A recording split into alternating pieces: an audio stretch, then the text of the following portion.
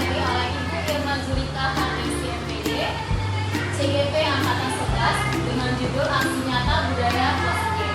Baiklah, langsung saja kepada Ibu Irma Zulika HMC MPD untuk memaparkan materinya pada hari ini.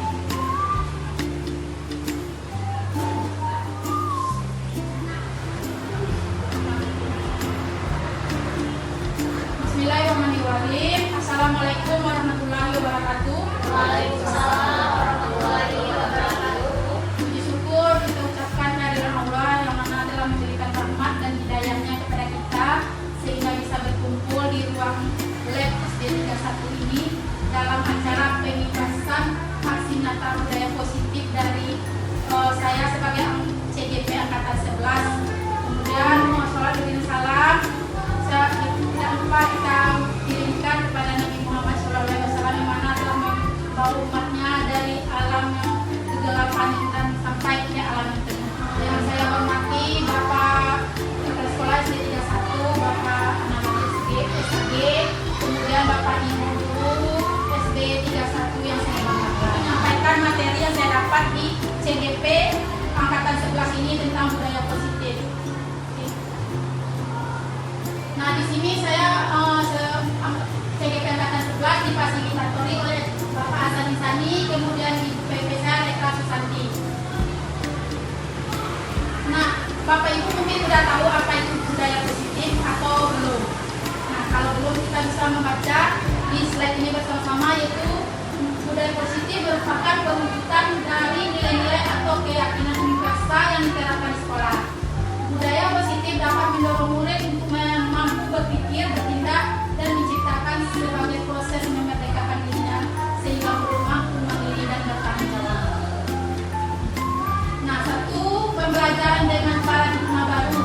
Pembelajaran dengan paradigma baru merupakan pembelajaran yang dirancang berdasarkan prinsip pembelajaran berdiferensiasi. Bapak Ibu mungkin dalam kompel kita sudah tahu ya atau apa itu pembelajaran berdiferensiasi. Nah, sehingga para peserta didik belajar sesuai kebutuhannya berdasarkan tahap perkembangan sesuai teori psikologi modern dalam kompel belajar berdiferensiasi. Kemudian kebutuhan dasar manusia. Kebutuhan dasar manusia merupakan sesuatu yang kita lakukan untuk mendapatkan apa yang kita inginkan. Seluruh tindakan yang kita lakukan memiliki tujuan, semua usaha terbaik yang kita lakukan agar kebutuhan dasar kita terpenuhi dengan baik. Lanjut, yaitu disiplin positif. Disiplin positif adalah pembiasaan hal yang baik, mencakup sikap dan perilaku maupun tutur kata oleh seluruh warga di sekolah, terutama bagi murid agar dapat berkembang menjadi pribadi yang kritis, mandiri, dan bertanggung jawab. Sebagai pendidik, tujuan kita adalah menciptakan peserta didik yang memiliki disiplin diri sehingga mereka berperilaku mengacu kepada nilai-nilai kebajikan universal dan memiliki motivasi dalam diri menuju perubahan perilaku yang ke arah yang lebih baik. Nah, kebutuhan dasar manusia itu ada 5, Bapak Ibu, yaitu bertahan hidup, kasih sayang dan rasa diterima, penguasaan, kebebasan dan kesenangan. Nah, bertahan hidup itu makan, pakaian, tempat tinggal, keamanan, dan kesehatan. Kasih sayang, rasa yang diterima dipedulikan, berbagi, kerjasama menjadi bagian dalam kelompok. Kemudian penguasaan, harga diri, keinginan untuk dianggap, memimpin, berprestasi, diakui dan didengar.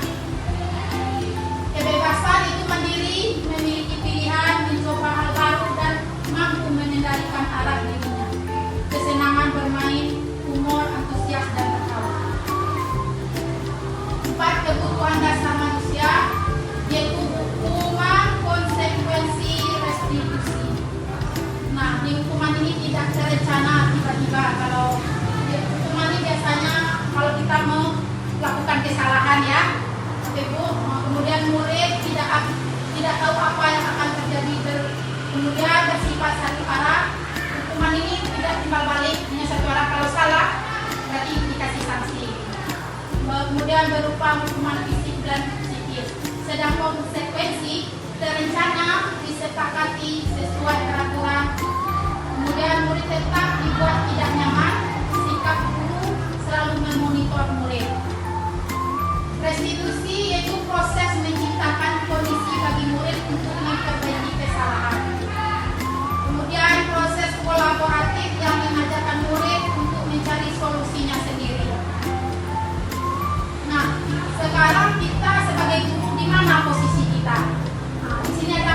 kontrol guru. Ada kita ini sebagai guru, apakah pendukung, apa pembuat merasa bersalah, atau sebagai teman kah, pemantau atau manajer. Nah, di sini ada sebuah percakapan berupa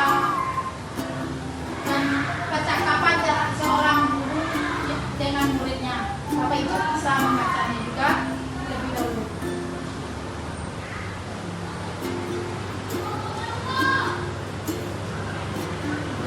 Bapak Ibu silakan baca.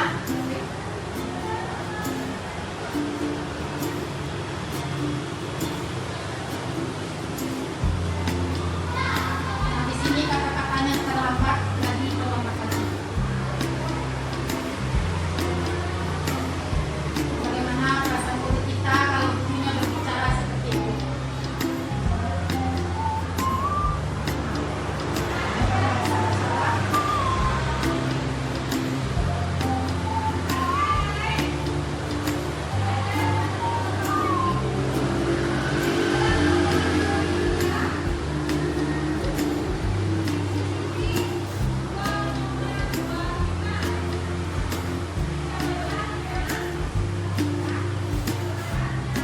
Nah, dari soal yang keras, bagaimana perasaan murid yang terus dengan cara ini? Sehingga murid akan merasa bersalah ya Bapak Ibu ya.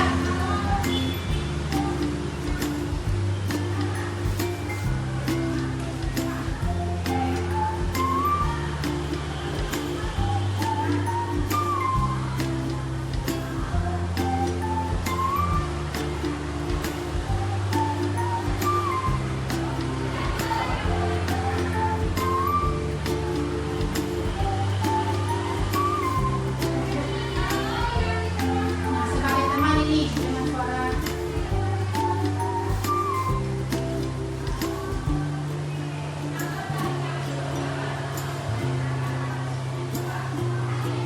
kalau kita menganggap diri kita adalah teman, murid akan merasa lebih senang dan akrab. Kemudian sebagai manajer, pada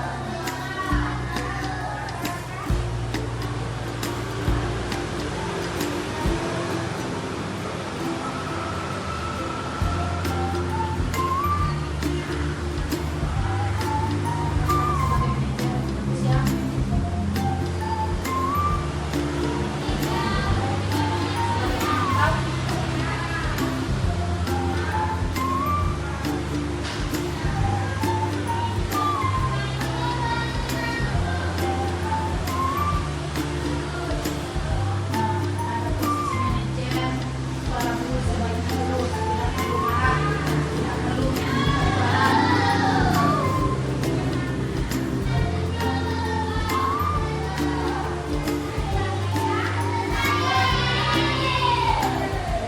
Nah, dari contoh penerapan 5 posisi kontrol guru, kasus yaitu murid tidak mengerjakan tugas yang diberikan guru. Nah, pendukung berdiri dengan sebelah kaki di depan kelas. Itu kita sebagai guru mungkin kadang nak bikin PR atau apa. Pasti itu jatuh jadi mendukung murid. Pembuat merasa bersalah, kesekian kalinya ibu sudah ingatkan. Kamu senang ya melihat ibu terus-terusan bertindak seperti ini. Kata-katanya begitu. Kemudian sebagai teman, ayo dong kamu kerjakan tugasnya nanti kalau sudah selesai kita main game. Pasti anak senang ya Bu ya? Karena anak-anak lebih senang dengan game, permainan. Kemudian pemantau, kamu sudah melakukan kesalahan dan sudah mengetahui konsekuensinya. Sekarang selesaikan dan segera berubah. Kemudian manajer, apakah kamu tahu kesalahanmu? Keyakinan sekolah apa yang kamu langgar dan apa yang akan kamu lakukan untuk menyelesaikannya? Kita kembalikan kepada kesadaran kita. Jadi setiap guru itu harus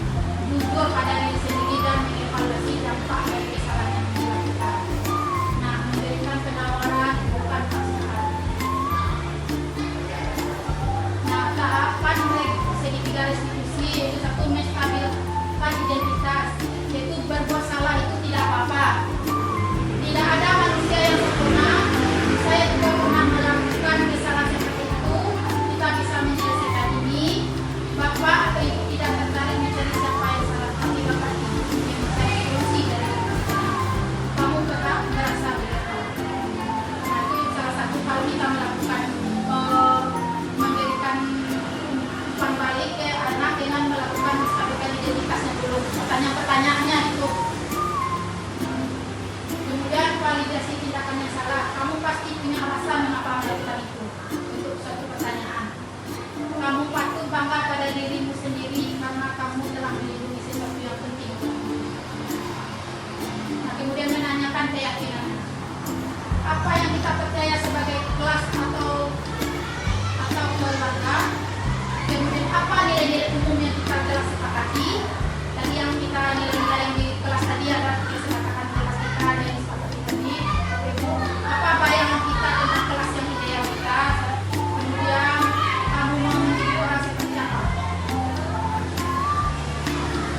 Oke, untuk materi yang saya dapat sampaikan pada penindasan CDP Angkatan 11 ini, Bapak Ibu. Terima kasih atas waktunya. Saya ucapkan terima kasih dan saya kembalikan kepada moderator.